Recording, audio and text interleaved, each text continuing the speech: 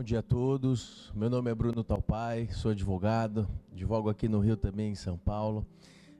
Esse trabalho, essa obra publicada é um tema que por muitos anos ficou na gaveta, né? A anistia política. E eu coloco Transição Inacabada à luz da teoria geral do Estado contemporâneo, e por alguns motivos. Até pouco tempo, esse tema não era um tema pauta. Quando eu comecei a escrever sobre o assunto, não tinha acontecido nem o 8 de janeiro.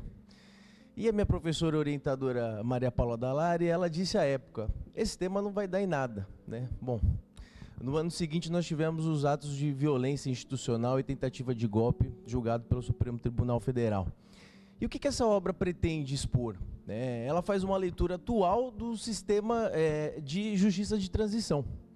E eu parto a análise a partir do pré-golpe, 1962, e faço uma análise até 2024. E por que é importante falar sobre anistia? A gente vive num Estado, né, que a exceção parece que virou a regra, e a gente precisa de soluções de conflitos para temas institucionais.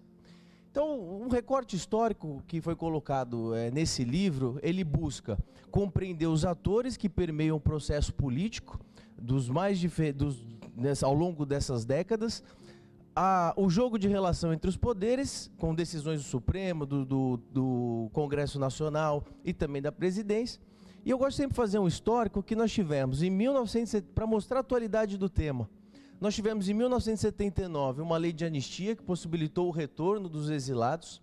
Nós tivemos em 1985 uma lei, a concessão de anistia para dirigentes sindicais cassados. Na década de 80 a gente teve uma repressão muito violenta ao movimento sindical, que ali estavam inseridas as lideranças, comissões de fábricas, mobilizações em massa, com o uso da lei de greve e também da lei antigreve, você tinha que formar um ano antes para fazer a greve, e também a lei de segurança nacional. Com a convocação da Assembleia Constituinte, nós tivemos a ampliação desse rol para trabalhadores do setor privado. Em 88, foi constitucionalizado um regime específico para anistia no artigo 8º do ADCT. 1994, Lei de Mortos e Desaparecidos. 98, Organização dos Arquivos Públicos. A prova era fundamental e foi destruída e continua sendo destruída, inclusive, pelo Arquivo Público aqui do Rio de Janeiro. É muito difícil obter documentação. Tivemos nos anos 2000, 2002, a Lei de Anistia, que estabeleceu um regime específico para essas pessoas e poderes de investigação da comissão. O esforço institucional brasileiro trouxe também comissões estaduais e municipais da verdade, trouxe também leis estaduais para que fossem conferidas indenizações, Estado de São Paulo, Rio de Janeiro, Rio Grande do Sul, Minas Gerais. Já em 2010 nós tivemos o Plano Nacional de Direitos Humanos, que trouxe algumas diretrizes para essa área da justiça de transição, de memória, verdade e justiça. Em 2014, o grande golpe, o relatório da Comissão Nacional da Verdade, que foi um soco na boca do estômago, dos estertores do regime. Isso causou, inclusive, uma reviravolta com a Dilma, foi um ponto muito importante no seu impeachment, e a partir dali a gente começou a presenciar já no governo Temer, no final do governo Dilma, ainda quando então José Eduardo Cardoso era o ministro, de desmonte dessa política de anistia. Então, estrutura básica, no governo Bolsonaro, especialmente, aplicou-se uma metodologia específica de desmonte de políticas públicas. Nós tivemos isso, tentamos acontecer isso no SUS.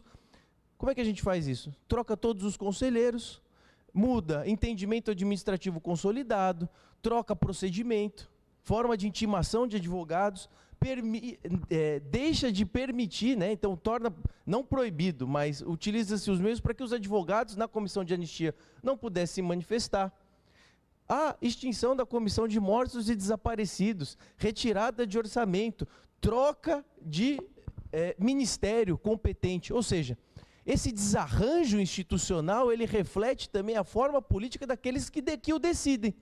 Se a gente teve uma evolução dessa política de anistia durante os últimos 50, 60 anos, e foi desmontada por uma legalidade administrativa, com deturpação dos motivos para que a comissão de anistia não mais funcionasse. A resposta para isso institucional foi a autotutela, a autodefesa, né? Então, os procedimentos estão sendo revistos, mas não parou por aí. Nós tivemos, em 2021, um TAC firmado com a Volkswagen e trabalhadores, em que foi pago 36 milhões de reais.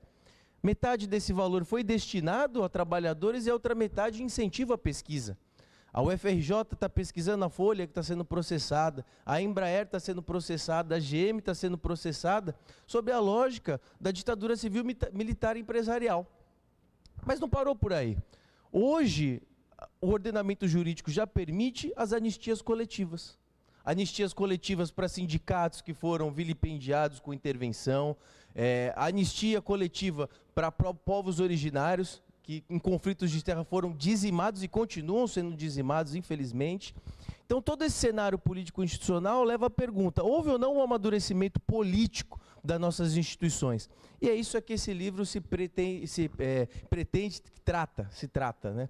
Fazer uma leitura dos atores políticos, da história e o ordenamento jurídico, como é que amarra isso do ponto de vista legal. Eu gostaria de saudar todos os colegas, as colegas, doutores e doutoras, agradecer, doutor Adércio, pelo convite, agradecer também todos que estão aqui, e muito obrigado, parabéns a todos por essa linda amostra. Obrigado.